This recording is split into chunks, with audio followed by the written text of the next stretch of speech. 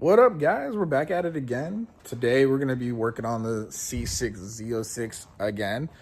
I know you just saw in the previous episode me finishing up the Corsa Sport exhaust.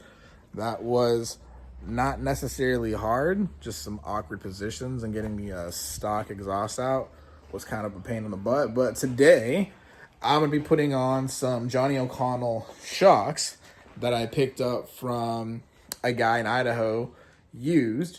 So stay tuned for this. This shouldn't be too bad. I'm going to start in the rear and then I'll work my way up to the front. And then definitely go out for a little test drive. But let's get started.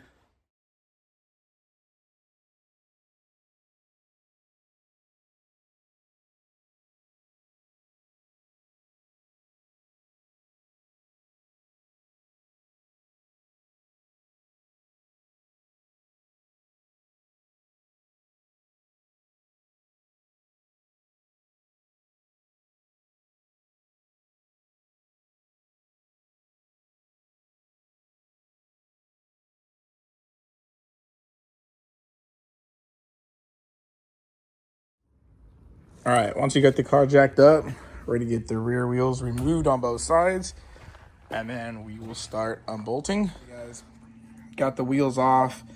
I got the jack under the lower control arm, like ball joints. About to go ahead and remove the lower lower bolt here, and then the upper two bolts here, and then jack it up a little bit to compress them, and then it should pop right out. And then start putting the new ones in. Stay tuned.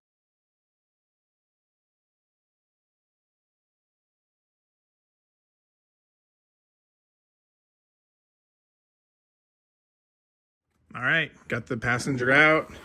Pretty straightforward. I just compressed it. I know some of the people were loosening these here and undoing this lifts, the control arm, but I just compressed it and finagled it out. Gonna use a zip tie trick to put the new ones on. Yeah, bushings look actually pretty good. I might swap these over, we'll see.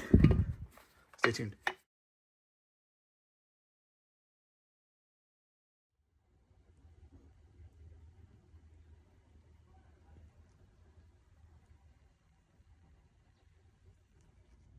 All right, guys, got everything compressed.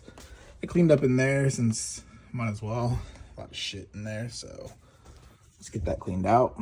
Let's try to feed this through and then get this bolted down. One thing to note, per the instructions, it says the white dot facing forward, so it's gonna orient like that sitting in. Using the zip ties to compress it, I was able to snake it up underneath here and through without having to release the bolts, the upper control arm bolts. So stay tuned. I'm just gonna get this bolt on the bottom going, and then those top, and then torque those to spec. I think it's 21 foot-pounds. I think these bottom ones are like 46. Don't quote me, I'll double check. All right, guys, got everything in position. Just need to torque it down.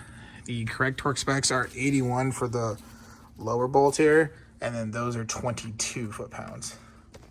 All right, moving on to the driver's side. Should be a lot faster since I went through that on the passenger side. Then we'll move to the fronts and get those knocked out. That's out pretty quick. All right, so finish the rears. Took a little longer than I wanted to because I'm not the fastest, but I decided to clean the wheels since they're off and they're chrome. So those are all nice and shiny. I'm excited about that. And I'm about to move to the front. I just need to torque these rears down and we'll get going on the front. All right, guys, got the front jacked up. I just got the bolt up here off. Had to do a couple of things. Had to use some vice grips. It's a 15 millimeter. Use the vice grips to hold it and get it going. Then I had to use a 6 millimeter wrench, and then finally I ended with this guy coming from underneath, and it was just longer, you know, neck around it versus the 6 millimeter. It was just too small and not enough grip, you know, this guy. So opted to do that, and that worked out well. Gonna get the bottoms unbolted and get this out. All right, guys, passengers all in. Working on the driver's side should be a lot easier. From my understanding, the passenger side is the harder side to get to. Just use the same thing, zip tie trick, and Took a little longer than I wanted, but again, I'm not rushing. All right, on the driver's side, there's going to be two 10mm bolts to remove the coolant reservoir up here.